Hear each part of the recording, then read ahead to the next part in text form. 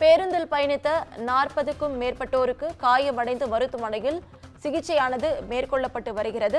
33வது கொண்டை ஊசி வளைவில் திரும்பிய போது பேருந்து பள்ளத்தில் கவிழ்ந்து இந்த விபத்து ஏற்பட்டிருக்கிறது. தகவல் அறிந்து வந்த காவல்துறையினர் பேருந்தில் சிக்கி இருந்தவர்களை மீட்டு மருத்துவமனையில் அனுமதித்து இருக்கின்றனர். தற்போது அண்மை செய்தியாக பார்த்துக் கொண்டு வருகிறோம். இதுகுறித்த முழு விவரங்களை வழங்க செய்தியாளர் ஞானசேகரன் நம்மோடு இணைப்பில் காத்திருக்கிறார். ஞானசேகரன், வணக்கம். விவரங்கள். வணக்கம் நவீனா. கோவை மாவட்டம் வால்பாறையில் அரசு பேருந்து 20 அடி பள்ளத்தில் கவிழ்ந்து விபத்து ஏற்பட்டது. இதில் 40 பேருக்கு மேல் காயமடைந்தனர். இன்று அதிகாலை 12:30 மணி அளவில் திருப்பூர் பகுதியிலிருந்து வால்பாறைக்கு அரசு பேருந்து ஓட்டுநர் கணேஷ் என்பவர் இயக்கி வந்தார்.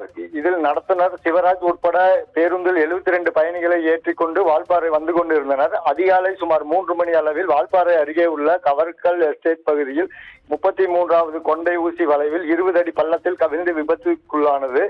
தகவல் அறிந்து வந்த வால்பாறை காவல்துறையினர் 108 ஆம்புலன்ஸ் உதவியுடன் அனைவரையும் மீட்டு வால்பாறை அரசு மருத்துவமனையில் சிகிச்சைக்கு கொண்டு சென்றனர். இதில் ஓட்டுநர் கணேஷ் பலத்த படுகாயமடைந்தார்.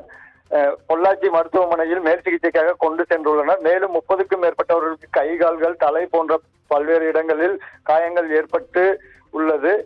தற்பொழுது பொள்ளாச்சி மருத்துவமனையிலும் கொண்டு சென்றுள்ளனர்.